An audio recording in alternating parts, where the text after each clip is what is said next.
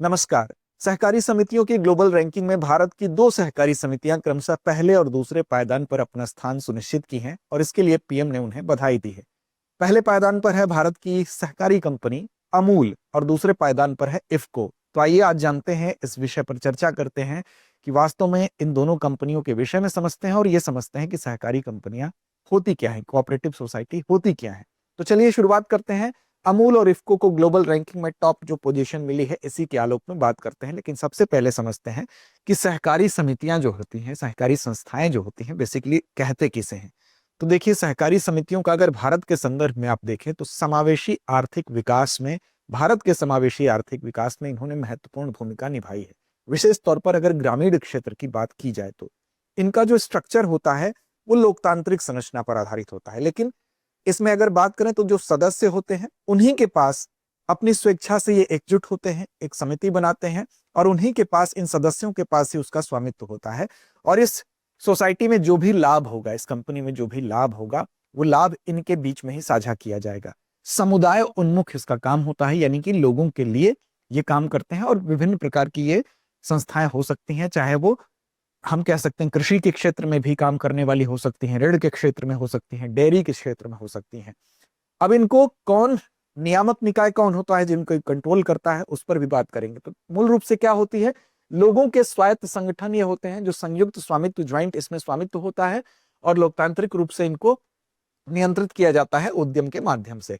ये आमतौर पर आर्थिक, सामाजिक और सांस्कृतिक जरूरतें जो हैं उसको पूरा करने के लिए स्वेच्छा से एकजुट होकर बनाई गई ये संस्थाएं होती हैं। अब देखिए, इसको अगर नियामक निकाय की बात करें तो राज्य स्तर पर रजिस्ट्रार होता है जो कि पंजीकरण और साथ साथ उसके प्रशासन का काम देखता है, जो कि सहकारी समितियों के लिए रजिस्ट्रार होता है। इसी तरह से आरबीआई भी इसमें एक नियामक निकाय है जो कि शहरी सरकारी जो बैंक होते हैं और साथ साथ जो ऋण सरकारी समिति, सहकारी समितियां होती हैं, उन पर नियमन करने का काम आरबीआई भी करता है। सहकारी मंत्रालय, अगर सहकारिता मंत्रालय की बात करें तो राष्ट्रीय स्तर पर इसके लिए नियामक निकाय के तौर पर कार्य करता है। अब ये तो होती है सहकारी संस्थाएं, आप समझ गए, जिसमें कि अमूल का नाम और साथ साथ इफ्को का नाम आ रहा था। लेकिन इससे पहले आपको बता दें कि भारतीय, अगर हम संविधान में देखें तो जो 7वीं अनुसूची हमारी है, तो 7वीं अनुसूची में भी इसके लिए स्थान है। 7वीं अनुसूची में इसके लिए स्थान है, तो ये याद रखिएगा, 7 शेड्यूल में इसके लिए स्थान है। और इसके अलावा अगर आप देखेंगे तो जो 97वां संविधान संशोधन हुआ था, 97 जो हमारा अमेंडमेंट हुआ था 2011 में, उसके तहत नागरिकों को, भारतीय नागरिकों को कोऑपरेटिव सोसाइटी यानी कि जो सहकारी समितियां हैं उसको बनाने का मौलिक अधिकार भी प्रदान किया गया था। डीपीएसपी में भी देखेंगे अगर आप, तो डीपीएसपी में भी आर्टिकल 43B के तहत जो है सहकारी समितियों को स्थान दिया गया है इसके। तो आप देख सकते हैं ये संवैधानिक प्रावधान भी यहाँ पर इनको लेकर किए गए। कानूनी ढांचे की अगर बात करेंगे तो अगर एक से अधिक राज्यों या केंद्र शासित प्रदेशों में अगर कार्यरत कोई इस तरह की सहकारी समिति है तो उसके लिए बहुराज्य सहकारी समिति अधिनियम 2022 आया, जो कि 2023 में संशोधित किया गया। इसके लिए कुछ अन्य प्रयास भी हुए। इसकी नींव तो स्वतंत्रता से पहले ही पड़ गई थी। अब आप कमेंट में बताइए कि स्वतंत्रता से पहले सहकारी समितियों की नींव कब से पड़ी, किस अधिनियम से पड़ी। चलिए अब देखिए, 1963 में इसके लिए एक चीज और हम कह सकते हैं कि लाभकारी हुई। क्या हुआ 1963 में? तो 1963 में राष्ट्रीय सहकारी विकास निगम बनाया गया। इसी तरह से 1982 में अगर आप देखेंगे तो 1982 में नाबार्ड बना। नाबार्ड बेसिकली क्या था? राष्ट्रीय कृषि व ग्रामीण विकास बैंक बना, जो कि सहकारी आंदोलन को हम कह सकते हैं और ज्यादा इस समावेशी आर्थिक विकास को बढ़ाने में सहायक हुआ। इसी तरह से आप देखेंगे 2021 में क्या हुआ? सहकारिता मंत्रालय बना दिया गया और 2025 में जो सहकारी सहयोग के लिए जो पॉलिसी है, सहकारी कोऑपरेटिव जो पॉलिसी है वो बना दी गई। तो इस तरह से इसका विकास हुआ। तमाम ऐसी चीजें समय समय पर की गई जो कि समावेशी आर्थिक विकास में अपनी महत्वपूर्ण भूमिका निभा रही हैं। तो कुल मिलाकर लोकतांत्रिक संरचना पर सदस्यों का जो स्वामित्व होता है उसमें लाभ साझा किया जाता है और ये विभिन्न क्षेत्रों में कार्यरत होती हैं। इस प्रकार की ये हम कह सकते हैं समितियां होती हैं। अब जिन दो सहकारी समितियों को, भारत की इन दो सहकारी समितियों में जो पहली है जिसने पहला स्थान सुनिश्चित किया है, अमूल।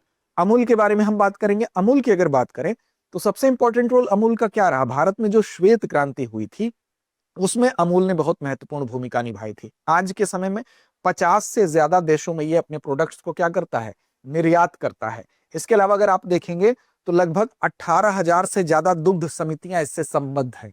यानी कि 18,000 से ज्यादा जो दुग्ध समितियां हैं वो इससे जुड़ी हुई हैं और लगभग 36,000 से ज्यादा जो किसान हैं, 36,000 से प्लस जो है किसान हैं, वो इससे संबद्ध हैं। तो आप देख सकते हैं कि इसका अमूल का रोल क्या है।